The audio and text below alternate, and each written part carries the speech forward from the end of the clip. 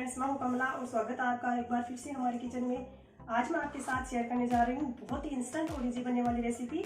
तो चलिए आज की रेसिपी को बनाना शुरू करते हैं।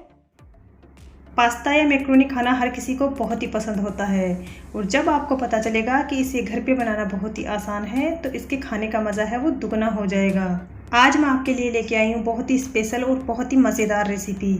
इसे बनाना बहुत ही आसान है और टेस्ट में तो ये लाजवाब है।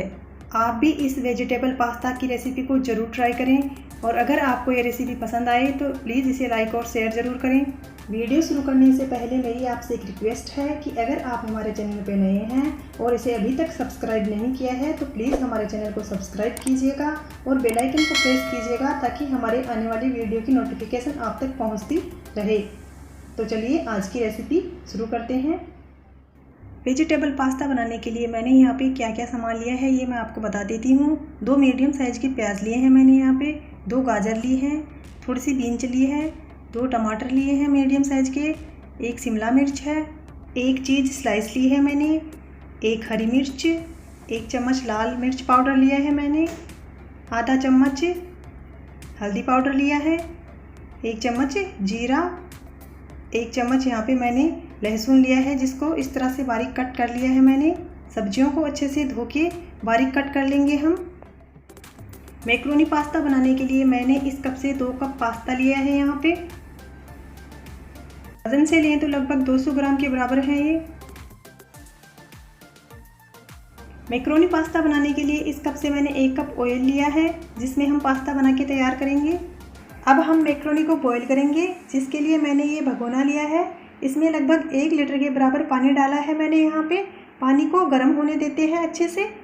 पानी यहाँ पे अच्छे से गर्म हो चुका है तो अब मैं यहाँ पे इसमें डाल रही हूँ आधा चम्मच नमक।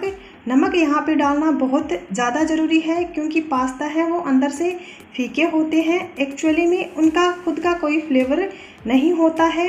इस स्टेज पे नमक डालना बहुत ज़्यादा ज़रूरी है, तभी आप पास्ता को फ्लेवर दे पाओगे अच्छा सा। तो ध्यान रहे पास्ता को बॉईल करते वक्त इसमें नमक डालना बहुत ज़्यादा ज़रूरी है। दूसरी इम्पोर्टेंट बात, इसमें हम 2 चम्मच ऑयल और डालेंगे। ज़्यादा ऑयल हमें यहाँ पे नहीं डालना है वरना आपका पास्ता है वो बहुत ज़्यादा ऑयली हो जाएगा। 2 चम्मच ऑयल ही हम यहाँ पे डालेंगे। नमक और ऑयल को अच्छे से मिक्स कर देते हैं पानी में। पानी हमारा अच्छे से बॉईल हो चुका है तो अब इस स्टेज पे हम इसमें डालेंगे पास्ता। इस कप से 2 कप मैक्रोनी पास्ता मैंने यहाँ पे लिया है। वज़न से लें तो लगभग 200 ग्राम के बराबर है ये। नूडल्स या पास्ता जब भी हम बनाते हैं तो उनको बॉईल करते वक्त 1 चम्मच या 2 चम्मच ऑयल है वो यहाँ पे डालना ही चाहिए जिससे पास्ता या नूडल्स जो भी हैं वो खिले खिले बने, चिपके नहीं आपस में। पास्ता को पानी में अच्छे से मिक्स कर दिया है मैंने। बस 2 इम्पोर्टेंट टिप्स थे जो मैंने आपको बताए हैं। आधा चम्मच नमक और 1 या 2 चम्मच ऑयल यहाँ पे आप ज़रूर डालें जिससे आपके पास्ता भी खिले खिले बने।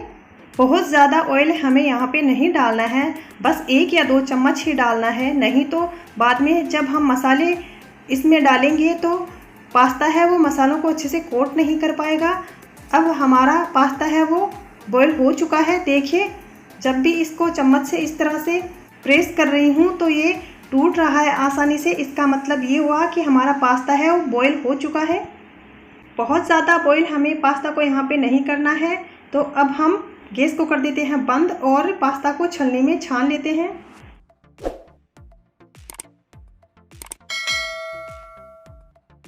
छलनी में डालने के बाद ठंडे पानी से अच्छे से धो लेना है पास्ता को क्योंकि नूडल्स और पास्ता की खुद की अपनी गर्माहट होती है, उससे ये बॉईल होने के बाद और ज़्यादा नरम हो जाते हैं। तो हम यहाँ पे इसको ठंडे पानी से इसकी गर्माहट को कम करने के लिए धो लेते हैं। ठंडे पानी से धो लेने से होगा ये कि जैसे पास्ता हमने यहाँ पे बॉईल किए हैं ये वैसे ही रहेंगे और ज़्यादा नरम नहीं होंगे। देखिए इस तरह से खिले खिले से आप इन्हें फ्रीज में भी रख सकते हैं इस तरह से बॉईल करके, और जब भी आपका पास्ता खाने का मन करे तो आप झटपट पास्ता बना के तैयार कर सकते हैं। पास्ता को अच्छे से धो लिया है मैंने। इस छलनी में ही रहने देंगे पास्ता को जिससे इसका एक्स्ट्रा जो पानी है वो बाहर निकल जाएगा। अब हम चलते हैं आगे की प्रोसेस पे। पास्ता बनाने के लिए मैंने यहाँ पे लिया है पैन को मैंने गैस पे रख लिया है। गैस को कर लेते हैं ऑन और जो हमने 1 कप ऑयल लिया था वो डाल लेते हैं इसमें। ऑयल को अच्छे से गर्म होने देते हैं। ऑयल है वो अच्छे से गर्म हो चुका है, तो अब मैं इसमें डाल रही हूँ 1 छोटा चम्मच जीरा। जीरे को अच्छे से चटकने देते हैं। अब मैं इसमें डाल रही हूँ बारीक कटा हुआ लहसुन। लहसुन को अच्छे से मिक्स कर लेते हैं ऑयल में। लहसुन की सौंधी सी खुशबू आने लगी है, तो अब इस स्टेज पे मैं इसमें डाल रही हूँ 1 बारीक कटी हुई हरी मिर्च। गैस की फ्लेम हमें यहाँ पे मीडियम टू लो ही रखनी है। अब जो वेजिटेबल्स हमने ली थी उनको अच्छे से धो के बारीक काट लिया था मैंने, अब वो डालेंगे यहाँ पे। सबसे पहले हम इसमें डालेंगे प्याज। वेजिटेबल आप यहाँ पे अपने हिसाब से यूज़ कर सकते हैं, जो भी आप खाना पसंद करते हैं। ज़रूरी नहीं है कि जो वेजिटेबल हम यहाँ पे यूज़ कर रहे हैं वो आप यूज़ करें। प्याज को हल्का सुनहरा होने तक फ्राई करते हैं। जो भी वेजिटेबल्स मैंने यहाँ पे लिए हैं उन सबको एक एक करके डाल लेते हैं इसमें। गाजर, बीन्स, टमाटर और शिमला मिर्च मैंने यहाँ पे ली है। सब्जियों को पकने में थोड़ा टाइम लगेगा, तो सबको साथ में ही डाल लेना है यहाँ पे। सभी वेजिटेबल्स को अच्छे से मिक्स कर लेना है। अब इन सारी सब्जियों को 2 मिनट तक पकने देते हैं। टमाटर मैंने यहाँ पे नहीं डाला है क्योंकि टमाटर को पकने में ज़्यादा टाइम नहीं लगता है, तो टमाटर को हम थोड़ा सा बाद में डालेंगे। सारी सब्जियों को 2 मिनट पकाने के बाद ही हम इसमें टमाटर डालेंगे। टमाटर का यूज़ यहाँ पे आप थोड़ा सा ज़्यादा करें, क्योंकि टमाटर से पास्ता है वो बहुत ज़्यादा टेस्टी बन के तैयार होता है। टमाटर हमारा जल्दी पक जाए इसलिए अब मैं यहाँ पे डाल रही हूँ इसमें 1 छोटा चम्मच नमक। नमक आप अपने हिसाब से डाल सकते हैं, कम या ज़्यादा, जैसा आप खाना पसंद करते हैं। नमक को अच्छे से मिक्स कर लेना है। पास्ता का और भी ज़्यादा अच्छा कलर आए इसलिए मैं अब इसमें डाल रही हूँ आधा चम्मच हल्दी पाउडर, 1 चम्मच लाल मिर्च पाउडर। लाल मिर्च पाउडर आप यहाँ पे अपने स्वाद के अकॉर्डिंग डाल सकते हैं, जैसा आप खाना पसंद करते हैं, कम या ज़्यादा। मसालों को मिक्स करते हुए हमें इसे तब तक पकाना है जब तक टमाटर है वो मेल्ट ना हो जाए। टमाटर की ग्रेवी बनानी है हमें यहाँ पे। अब इस स्टेज पे मैं इसमें डाल रही हूँ इस चम्मच से 1 चम्मच टमाटो केचप। जो भी मसाले हमने यहाँ पे डाले हैं, टमाटो केचप है उनको मेंटेन करेगा। टमाटो केचप को भी अच्छे से मिक्स कर लेना है।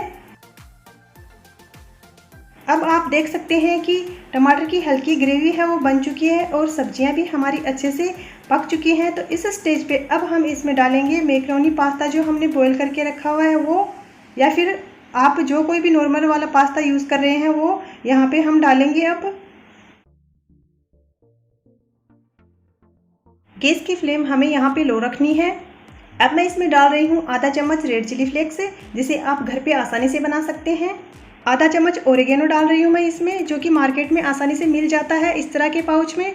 अगर आपके पास ये नहीं है तो आप इसके बिना भी पास्ता बना के तैयार कर सकते हैं। अब मैं इसमें डाल रही हूँ आधा चम्मच पास्ता मसाला। ये भी मार्केट में आसानी से मिल जाता है इस तरह के पाउच में। अगर आप पास्ता बच्चों के लिए बना के तैयार कर रहे हैं तो रेड चिली फ्लेक्स और लाल मिर्च पाउडर है वो कम ही डालें। नहीं डालेंगे तो भी चलेगा, बिना लाल मिर्च पाउडर और रेड चिली फ्लेक्स के भी आप पास्ता बना के तैयार कर सकते हैं। अगर पास्ता आप बड़ों के लिए बना के तैयार कर रहे हैं तो रेड चिली फ्लेक्स और लाल मिर्च पाउडर ज़रूर डालें, जिससे आपका पास्ता वो स्पाइसी बन के तैयार होगा। इन सबको अच्छे से मिक्स कर लेना है, जिससे जो भी वेजिटेबल्स और मसाले हमने डाले हैं वो पास्ता पे अच्छे से कोट हो जाएं।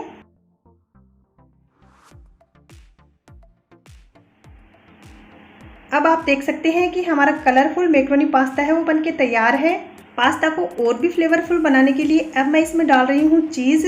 चीज़ डालना यहाँ पे ऑप्शनल है, अगर आप नहीं डालना चाहते हैं तो इसे स्किप भी कर सकते हैं। इस तरह की स्लाइस है वो मार्केट में आसानी से मिल जाती है चीज़ की।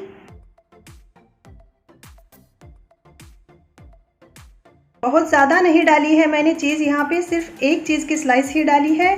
अब इसको ढक के लो फ्लेम पे 1 मिनट के लिए और पका लेते हैं। 1 मिनट हो चुका है, तो ये आप देख सकते हैं कि हमारा मज़ेदार मैक्रोनी पास्ता है वो बनके तैयार है। चीज़ को भी पास्ता में अच्छे से मिक्स कर देते हैं। कितना कलरफुल हमारा पास्ता यहाँ पे बनके तैयार हुआ है। अगर आपको चीज़ ज़्यादा खाना पसंद है तो आप इसमें चीज़ ज़रूर डालें, चीज़ से ये और भी ज़्यादा टेस्टी लगेगा। ये हमारा सुपर टेस्टी पास्ता है वो बनके तैयार है। तो गैस को बंद किया मैंने यहाँ पे। अब इसको ले चलते हैं सर्व करने के प्रोसेस पे। पास्ता को सर्व करने के लिए मैंने यहाँ पे लिया है सर्विंग बाउल। तो यहाँ पे आप देख सकते हैं कि पास्ता है वो कितना कलरफुल दिख रहा है, कितना अच्छा दिख रहा है, जबकि यहाँ पे चीज़ हमने बहुत कम ही इस्तेमाल की है। तो जैसा कि मैंने बताया है कि अगर आप इस पे चीज़ डालेंगे तो ये दिखने में और भी ज़्यादा अच्छा दिखेगा और खाने में तो बहुत टेस्टी बन के तैयार होगा।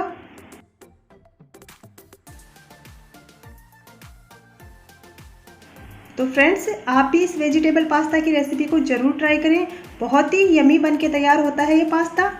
इस तरह से पास्ता बना के आप बच्चों के टिफ़िन में भी डाल सकते हैं। तो फ्रेंड्स, ये थी मेरी आज की रेसिपी। आज की ये रेसिपी मेरी आपको यूज़फुल लगी हो तो नीचे लाइक का बटन ज़रूर क्लिक करें। अपनी फैमिली और फ्रेंड के साथ इसे ज़्यादा से ज़्यादा शेयर करें। और हाँ, अगर आपने अभी तक हमारे चैनल को सब्सक्राइब नहीं किया है तो प्लीज़ इसे सब्सक्राइब भी ज़रूर कीजिएगा। थैंक्स फॉर वॉचिंग चाहत किचन।